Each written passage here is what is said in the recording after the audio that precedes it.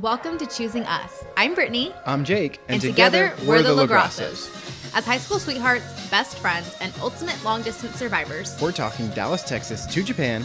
we've learned and developed some tools to keep our relationship full of life and fun. If you want to learn how to navigate life while creating the relationship of your dreams, you are in the right place. So whether you're dating, married, navigating long distance like we once did, or somewhere in between, We hope we can make you laugh, think outside the box, and dream bigger as we walk alongside you wherever you're at. we'll be hosting you on this journey through honest, unscripted conversations centered on biblical principles Together, we will be embracing the challenges and joys. of relationships, knowing that though it's not always easy, Choosing us is always worth it. Hey, everybody, and welcome back to the Choosing Us podcast. Choosing Us podcast. Stop, Collaborate, and listen. Good job, honey. It took me a minute. I was like, what is happening? Today, we are talking about choosing collaboration, and that was my fun intro there. That was fun. It caught me off guard. I did get a little scared, so I'm kind of interested to see what I looked like when I edit this. Yeah, your face looked worried. Regardless, our prop for the day is Brittany's first podcast microphone. Dun, dun, dun. It's not bad. Usually that sound is like when Sorry. something's like suspenseful. Hallelujah. Regardless. Anyways, so if you're watching, our little prop is a podcast mic, and that is because Jake and I choose to collaborate in everything we do. We got married because we wanted to do life together forever, and we are on calling, on mission together. We are business partners, and we are workout buddies, and we're adventure buddies, and we travel together, we work together. It's great. It's fun, and there's lots of collaboration. Yeah. Actually, pause. Sorry. I'm like interrupting myself. Our company name is called Marked Collaborative. So Yes. we kind of know a thing or two about collaboration. Yes, our social media or our marketing agency is called Mark Collaborative, and that is because we have a specific focus for collaborating with business owners, etc. But that's not what this episode is about. That portion of the collaboration. Yes. But where I would like to start is I love the word collaboration. Yeah. Do you know why I love the word collaboration? Because it brings people together? Sure. Not for that reason, but that's a good one. My reasoning for the word collaboration, if you break it up, it is co-labor. And we have the opportunity, one, in our marriage, to co-labor towards a greater mission. Yeah. And we have a greater opportunity individually and together to co-labor with Christ in restoring creation. Yeah. Right. And so it is just a So beautiful verbiage. It is a beautiful word to me on exemplifying what we get to do in our life. Yeah. Right. We get to co-labor together. We get to co-labor with Christ in redeeming and restoring creation. And so it is just an awesome opportunity to talk about this today. Yeah. And I'm really excited for all that we have. Yeah. So that being said, let's see. I think where I would like to start is one, as you said, if y'all have been listening to our podcast, if you know us, we co-labor a lot. We collaborate a lot. Brittany and I are unique in the fact that we enjoy being together. Like, seriously. I'm not saying we're unique in the fact that we enjoy being together. Let me finish my sentence. Sorry. Everybody should enjoy being together. Well, some people like their own like time apart from their husband or wife. I'm unique in the sense that I just like being with you all the time. Yes, sweetie, I agree. I'm sorry, I'm interrupting now. We both have sorry, Roxy's wanted to come in again. We both have our unique focus as well. You just got back from a women's event at church. I joined we do men's discipleship. We do other things that are focused on our individual growth as well. Point being, we get to, I'm sorry, can you just open the door? We are unscripted, everybody, and Roxy misses us right now. Come on in, pup. Join the party. Lay down, please. Okay. We may edit that part out. So. Nope, we're not editing it out. Sorry. Continue. So, where I was going with it is, one, we are unique in the fact that we do life, ministry, and business together. Not every couple has that opportunity. Not every couple has that calling either. Yeah. Each individual may be called to a certain space or for a certain area of work. And so I think, what are the areas that we can everybody unanimously focus on to collaborate in their marriage and their relationship and build that dream relationship? Yeah. First that comes to mind, especially when we were in premarital counseling, is dividing up house duties and responsibilities and chores. Like, I think so often people think like there is a time and place for women to, you know, if you're in that season where you're a stay-at-home mom or you're making the home a haven for your husband, like he works, and that is great. However, Jake and I are super busy and we do everything together. So we divide up house responsibilities and roles. It's not one person's duty or job to do the laundry all the time. It's not one person's duty or job to always take out the trash or do the dishes. Like we do that together. We both roll up our sleeves and do that. It is something that we also collaborate on is work. I mean, we work together. Not everybody does that, but so house duties, 1, 2, parenting. We don't have kids yet. We have a fur baby. But that's another that we get to do together. And I'm looking forward to that season in the future.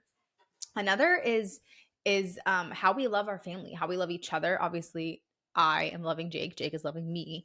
But as a couple, how we model love outside the home when we invite people into our home, that is something that you get to do together. That it's not one person's sole job. Yeah. Like even if there is one person who is a stay-at-home, who's staying at home, and we've seen it both where one season it's been some mentors of ours, one season the husband stayed home while the wife worked, and then they eventually flipped. Yeah. And she stays home with their kids while he works. And it's not just one person's job to get the house ready for company. Yeah. It's not one person's job to host people, to make sure if, you know, everyone's coming over for Christmas, that all the gifts are wrapped and bought. And, you know, now some people like are going to they're going to go and bend towards their gifts. So a lot of times that is the wife because she is more in touch. Yes, more in touch with like what to get people, what to buy for people.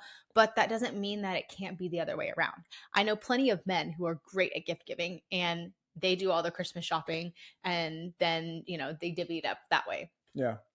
Yeah. I think those are all awesome technical, tactical ways of like, how can we co-labor in the day-to-day, right? Yeah. Like, how can we tackle this task? How can we get through the week? How can we do what we need to do and not get frustrated at each other, right? Not have missed expectations. I think one of the keys to being able to collaborate well together is each individual having an aspect of humility. Yeah. Right. And so not thinking that I'm too big to serve, I'm too big to do this task. This is my job, so I'm not going to do this part, is like that can really create unnecessary challenges. Yeah. You know, and so a example that we have seen in mentors of ours and in our own relationship is we got married and we moved in together and we started doing life together in the day-to-day. Laundry specifically, Brittany mentioned. And so I am incredibly neat. Typically, I like things. I have no idea where orderly. I like things orderly and put away. I don't like piles of things and etc. Brittany can. I like things neat, by the way, too. I feel like I need to defend myself for a second. I've heard it said like this, and I will explain our relationship. I am moving at the speed of light. This is not an excuse. This is me taking responsibility, but thankful for who I married.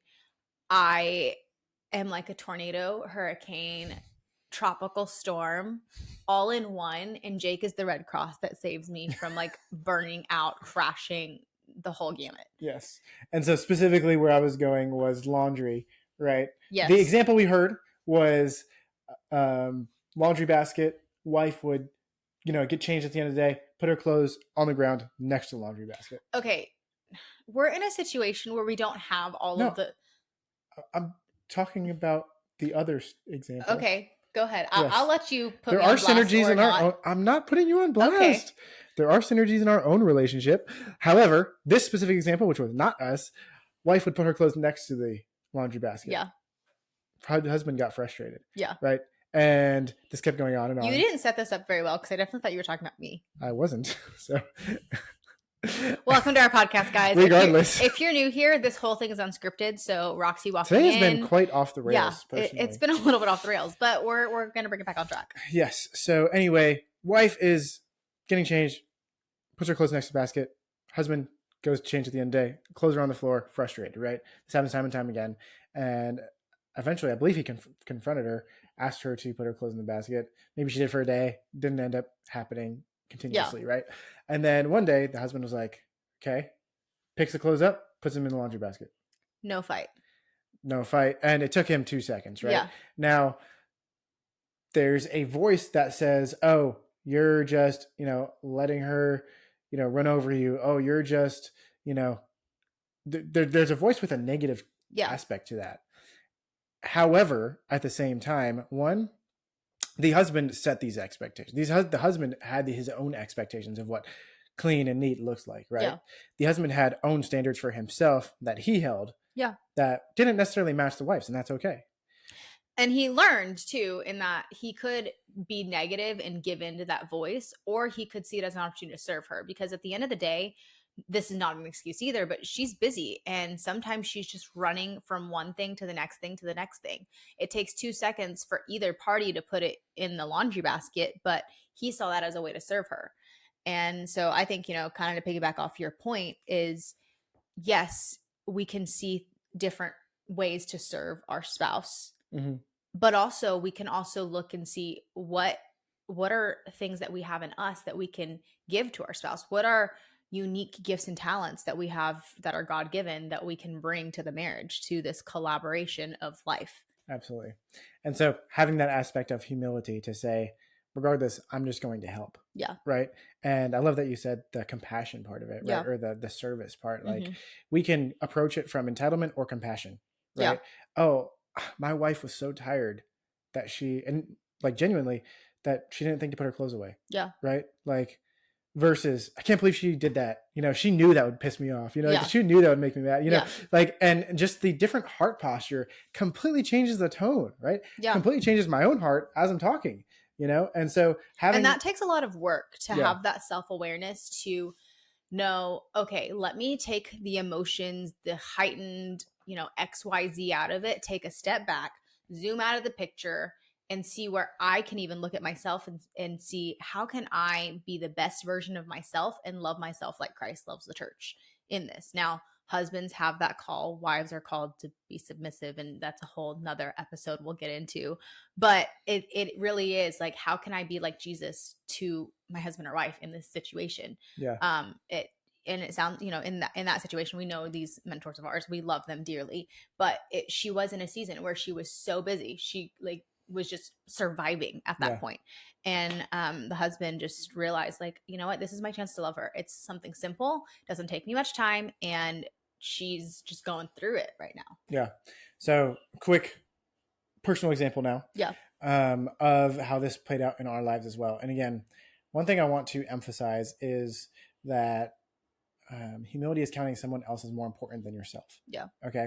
And that doesn't mean you let someone walk over you or steamroll, but it means that you have a heart of service and a posture towards that, right? Yeah. So Brittany did a pageant early last year, coming up on a year ago soon. And so she ran for Mrs. Texas. She competed. We drove out, did the event. And in that time, I took some time off of work, actually listened to David Goggins' book. I'm a Goggins fan, and there's things we agree and don't agree on, but I love the mindset shift that I was able to adopt in going through that book. So we're in a small town. Brittany's doing the pageant, and she is just like stressed. Okay. I'd never done something like this before. I am competitive by nature. We've talked about this. Jake and I are both competitive in our own right. And, obviously I'm Mrs. LaGrasso, Mrs. Collin County, competing for Mrs. Texas, and I wanted to do my best. And I mean, no one ever goes up for something preparing to lose. Okay. So like if you meet, not in our house. Yeah. If you meet either of us or our future children, we're winners. Okay. We're going to plan like we win. And I had never been in this kind of environment before. I was like truly fish out of water. I had a pageant coach and she was great. She's wonderful. We're still friends to this day. I love her to pieces. And she was walking me through it. But I mean, this was still it felt like an out of body experience. So I'm the type of person, like some people need their own personal space. They need just like quiet. For me, when I compete and to show up as my best, I need my rock there. And so I'm so grateful that Jake was able to take off work and, come and help me and serve me. But that's some context for you. Great. Thank you. Didn't want you to give away the next I wasn't portion. So bottom line is, I realized first day we got there, it was good, decent. The second day, Brittany actually like had, activities or whatever. And then I realized like early on in the day, like I saw the look on Brittany's face, and I could tell she is stressed. She is not in her ideal state. She is on a scary state, like she is, and I could just see and sense the stress. And so I was, like I said, off of work. I didn't want to necessarily sit at the hotel all weekend, right? Yeah. I want to go out to the gun range. I wanted to go see the town. I want to go grab food, etc. And in that, and I was, like I said, going through Goggins' book, and I realized that I myself make so many excuses for why I don't do things, like the previous example, putting the clothes in the laundry, right? Yeah. Like, oh, that's Brittany's job. Oh, that's her responsibility, etc. I realized that I am so, and I think we are so natural to abdicate our responsibility when we don't perceive it as mine individually. Mm-hmm. But anything that falls in the realm of our responsibility is my responsibility too. Yeah. And so in that weekend, I realized, okay, Brittany needs to not worry about anything, and Brittany needs to focus on what she's here to do and kick butt. And so, and I did. I placed top 13, so it's pretty great. She did a great job. And so, but in that like literal tactical example, she didn't want housekeeping coming to the hotel room because I'm kind of a freak about this. I personally love housekeeping. I'm like, it's the greatest gift. I normally love housekeeping, but there were too many like earrings, shoes, like clothing things. I just did not want anything to get misplaced, put aside. Like I just needed to know where every single thing was at all times, or I was going to freak out and have like some serious breakdown, because we were hours away from home and there was not like replacing something quickly. This was like small, tiny town Texas, where if something was lost, like there wasn't a mall down the street to get a replacement. Yes. So she had at least 10 or 15 dresses. She had earrings, like everything everywhere. We had food. We had, food from the road trip. We had food from like trying to eat while we're there. And so like all this stuff. And I was like, okay, my responsibility for this weekend is to lift up Brittany and to let her focus on the event while I take care of everything else. So I literally just audiobook, and I cleaned, made both beds. I laid out Brittany's dresses. I steamed her dresses. I laid out all her earrings. Like I organized the entire pageant husband of the year, the entire hotel room, put away all the trash, like just kept it very tidy and able so that when Brittany came in, she needed to do a quick change. She knew where everything was and it wasn't stressful, right? Make sure Roxy's taken care of at home. And like, I just did everything I could, ran to the store to get her. I got you like super glue or something. And like, I did everything I could to make sure that you were focused and able to attack the mission that you were being called to at the time. Right. Yeah. And so even though it wasn't necessarily my mission, pageantry, I was co-laboring with you and creating an environment to support you in that. And that was a big, like personal growth, lesson for me. Like I didn't realize all that I was necessarily capable of in doing those things. Cause like I said, my natural tendency, my flesh is to just be like, oh, she'll get through it. I'm gonna go to the gun range. And that would not have been the same experience for either of us. And so I think, like I said, just the importance of having that humility and being willing to do that. Now, the other portion I think I want us to focus on in this conversation as well is we can co-labor tactically in all of these things that we've talked about so far, but we can also co-labor towards our greater dream together. Yeah. Right. And you may, like I said, you may be in the same job, you may not be in the same job, right? But it doesn't mean you aren't co-laboring towards a common goal, right? Whether that is a dream vacation, right? Or whether that is your next house, or whether that is building a family, whatever that dream together is, you still have the opportunity to collaborate with each other in the process of achieving it. Yeah. And if you haven't listened to Choosing Vision, I highly recommend you listen to that and then continue this conversation, or listen to them both, send it to your spouse, your husband, or your wife, and like really sit down and figure out like, how can we get those dreams to be closer to us? How can we take a step towards that? How can we labor together, be a team, and move towards that with tenacity, with a purpose, and walk in that? Yeah. Yeah. And I think one of the amazing things is that we are very different. Brittany and I. We are so different. It's every personality test, we're complete opposites, except for extroverted. We're both extroverted, so that's nice. Except that I'm like if extroverted was, we have different levels of extroversion. I would be like off the charts. I cannot, like, quarantine was horrible for me because I love my family. I love Jake and I love our dog. We actually got our dog during COVID because I actually needed somebody else to talk to. And that's great listener. Whole other story. I talk to Roxy and I talk for Roxy, and my sister always says, like, you think she's ever going to talk back to you? I'm like, yes, in this house, she will. We narrate for our dog. We do narrate for our dog. Anyways, we're very different, and I think it's funny how different we are because so often I am like 0 to 100. And Jake, like, yeah, if you guys, the visual that's coming to my mind is like a kid taking off like on the track and his coach just like grabbing him by the shirt. That is Jake for me. He's my governor. I don't really have one. I just like have an idea and I'm ready to go for it. I don't really count the cost. I don't really think about what's needed, but that's even where we co-labor and collaborate great together because in every relationship there needs to be a balance and a everyone has different polarization. Gifts. Yes, polarization. Tony Robbins talks about it, but there are different gifts you bring to the table. So I have this tenacity and this drive in most things. There are some things that I'm like, I don't have any sort of motivation to do, and Jake will get me there. But there are times when I need Jake to be like, hold up, like before we go for this big jump, let's count the cost. Let's look at this, zoom out of the big picture and look at what this is going to cost our family, what it's going to cost our relationship and our marriage, what it's going to cost to get there. Like, help me say yes to this dream for you. Yeah. That was a very helpful thing. We were in some sort of training and the context was oftentimes the wife is this specific relationship, the wife was the go-getter, the like, let's go build, take the mountain, etc. Mm-hmm. And the husband was the more reserved, more risk averse, let's say it that way. Actually, it's the opposite. Was it? Mm-hmm. Well, regardless. And so the helpful comment is, help me say yes. Yes. Right. In that context. And so it's interesting. So sometimes it's, you need more information. Sometimes it's like, hey, what are these things? So like, let's say, I'm just going to give a random example. I come home and I'm like, honey, let's go to Italy.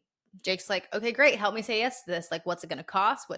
When are we leaving? How long are we going? Who's going to take care of Roxy? Like, those are all things that need to be outlined so that Jake can say yes. And I think the important part is, again, that the options are, help me say yes, which is a collaborative conversation. Yes. Or why would you think of that? Why would you there is a divisive conversation as well. That's the opposite side of the coin. Yeah. Right. Or no, we're not going to do that. Like, what are you, crazy? And so the important aspect is there's great intentions on both sides, right? In that example, wife wanting to go have a dream vacation, right? Everybody, and there's not many negative sides to that except the money. And then there's the husband who's like, oh, well, that's going to compromise our financial position. Oh, that's going to, compromise our time, our PTO, whatever it is. Yeah. Right. And so there's not a negative, intent from the husband, right? In that conversation, it's actually positive. He's wanting to protect, right? But that can be perceived as wanting to be a fun sucker. Yeah. Right. And so just having that tactical ability to think, okay, well, how are we both contributing to this, right? How are we going to collaborate towards this, right? Yeah. Because I think bottom line is humility, but also recognizing that each other has different gifts, right? And we can trust each other to operate in those, and we actually need each other to operate best. Yeah. Right. We always say that we are extremely different, but that is it's a gift. Wow, man. I say we always say that, and I have said it times, but now I'm forgetting the word. It's complementary, not conflicting. We'll go with that. Go with that for now. I know complementary is the word I'm thinking of, but I forget the other part. But our gifts are complementary, right? Mm-hmm. We complement each other, and we need both sides of that, right? Yeah. And if we want to truly have success in our relationship, then we need to trust and lean into each other's strengths at times, right? Yeah. And so I just think it's a beautiful vision of working together, is letting each other operate in those strengths. Yeah. Something while you were talking, I wanted to share and speak on when we were talking about this dream vacation analogy is I want to encourage y'all to never speak in definitives like, oh, you always do this, you never do this, or we're never going to do that. We say we're going to dream this big or whatever.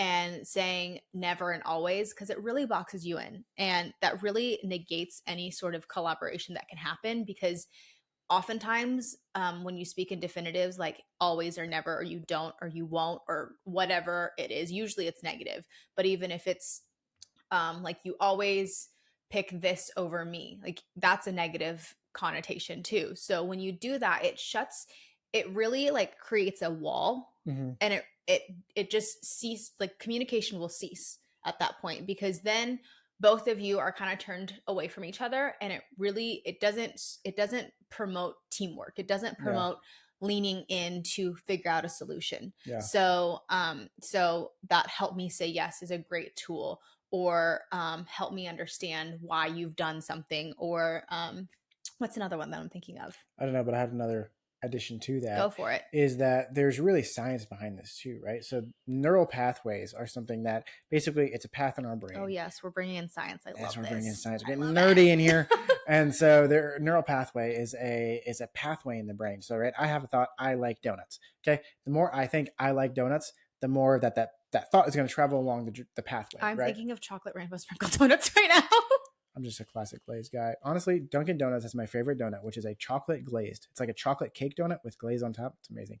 Regardless, so I like donuts. I like donuts. I like donuts. That is, every time I think that, every time I say that, it is creating another groove in that pathway. And so the more I say that, the more I think that, the deeper it gets, and the more it becomes my reality. Because it's literally becoming ingrained in my brain.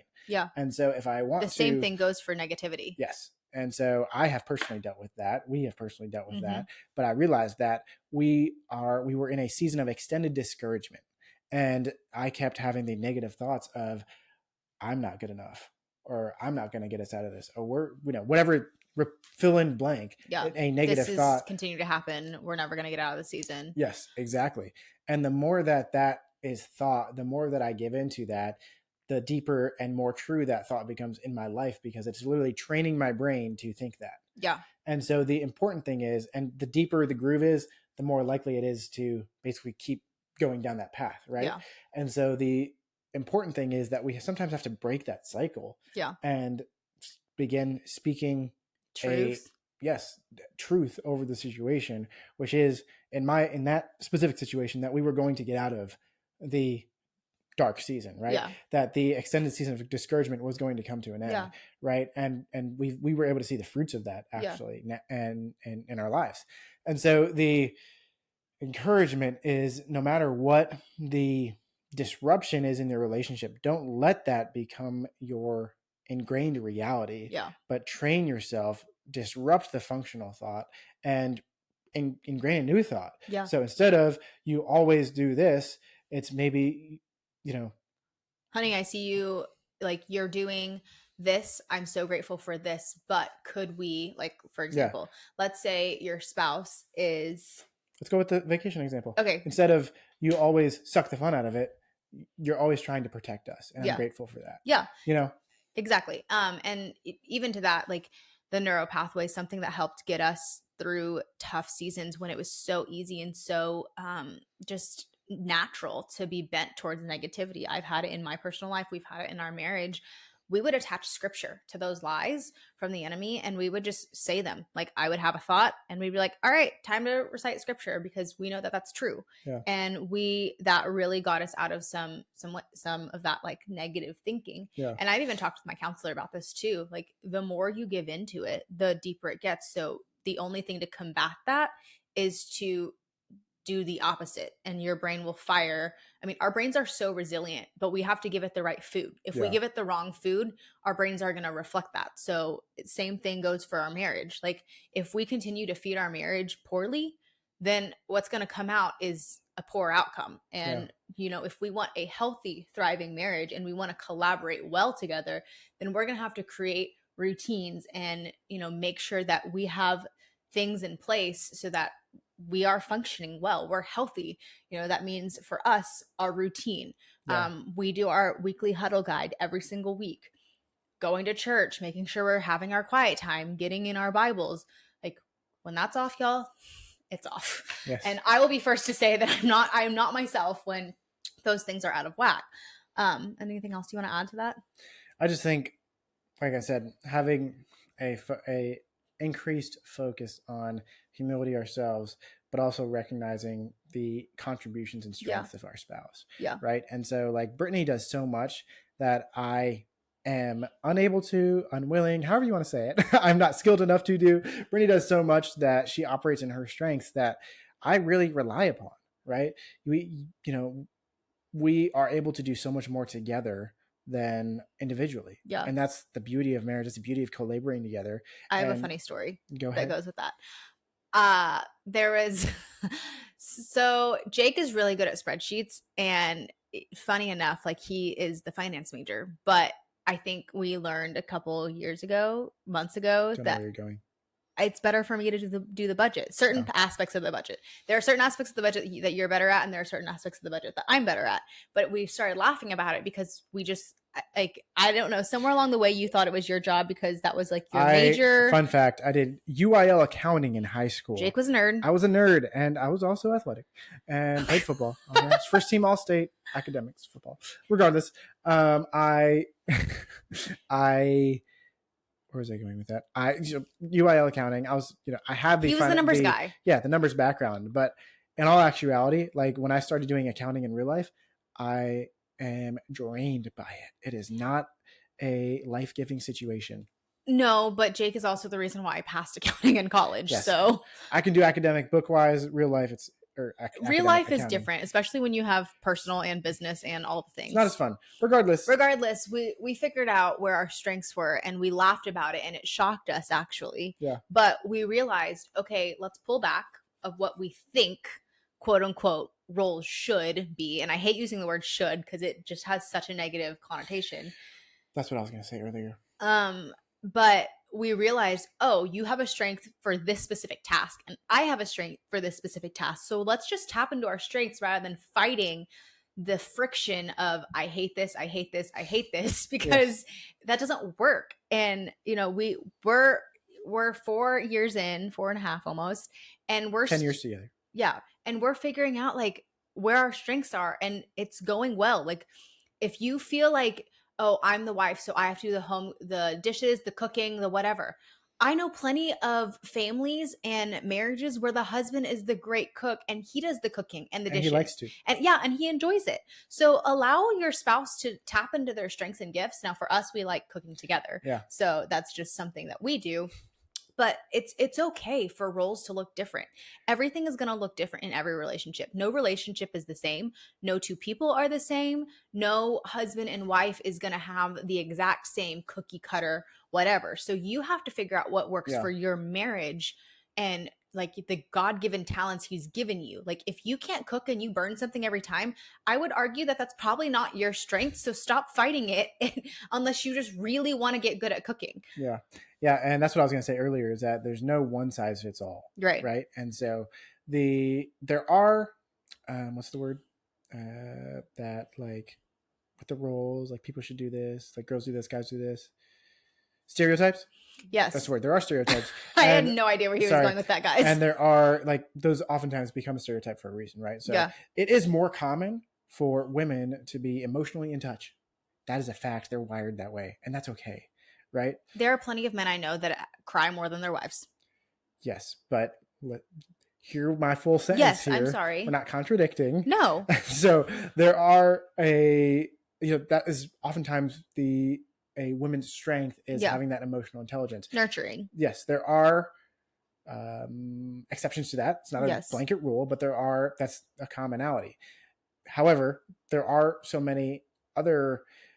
a lot of strengths that may go unrecognized in your relationship if you don't look for them. Yes. Right. And so you need to be intentional to search for them and to look, at each other and just do exactly what Brittany said. Yeah. And like, look at, what's not working and what may be our strength, my strength versus her strength. Right. There may be times where you find yourself in the stereotype, if you will. Yeah. There may be times where you don't. Right. And that's okay, because at the end of the day, that may be just a seasonal thing. That may be a life thing. That what matters is that you individually are each walking in humility, recognize each other's strengths, empowering each other in those strengths, and achieving the common goal and vision together. That's so good.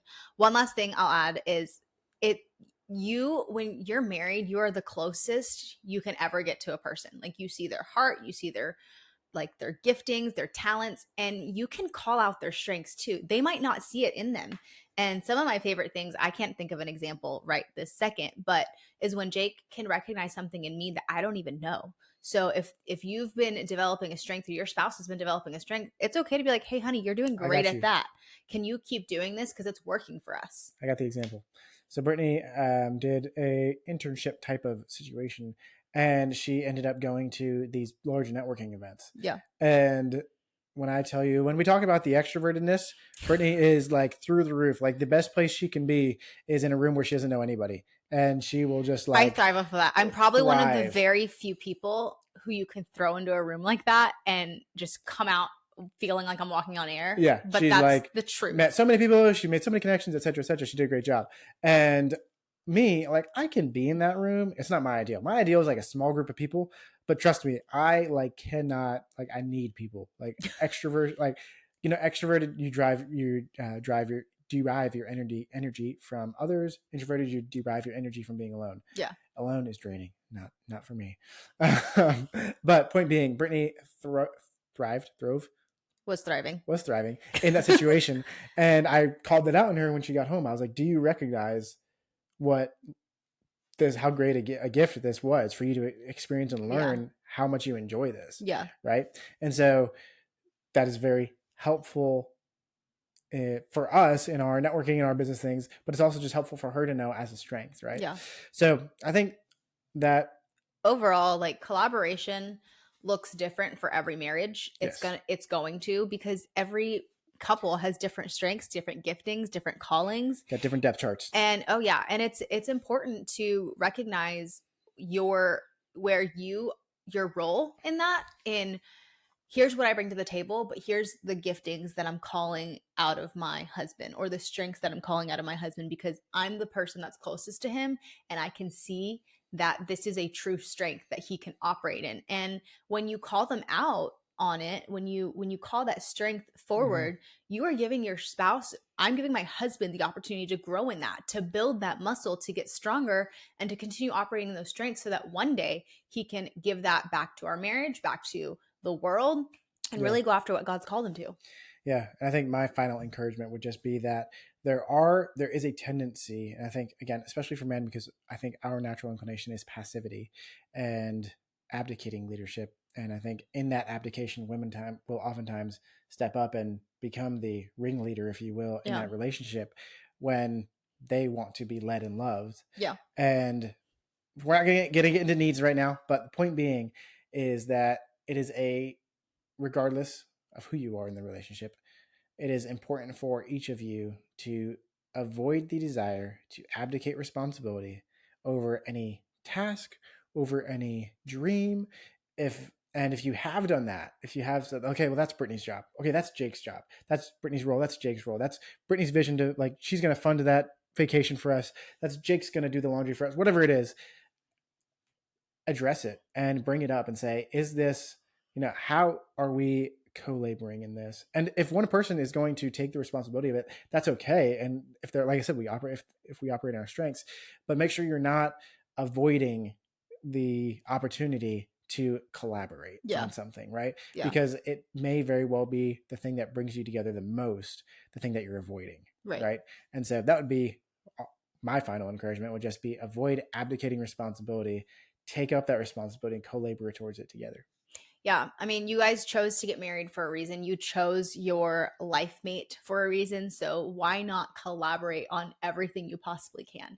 It's been my favorite part of marriage, just being able to do everything. But I just love being with you. Like, you're just my favorite person in the world. Oh, you too, honey. All right. Well, that's all we've got for today's episode. We hope to see you back next week, and let us know what you want to hear next. Thank you for joining us today on the Choosing Us podcast. We hope you were encouraged as we learn how to build our dream relationships together. If you have any questions or feedback, we'd love to hear from you. Feel free to comment, subscribe, and leave a review. And as a reminder, if you are a visual learner, you can find our full video episodes on YouTube. You can connect with us on socials by searching @choosingus.co.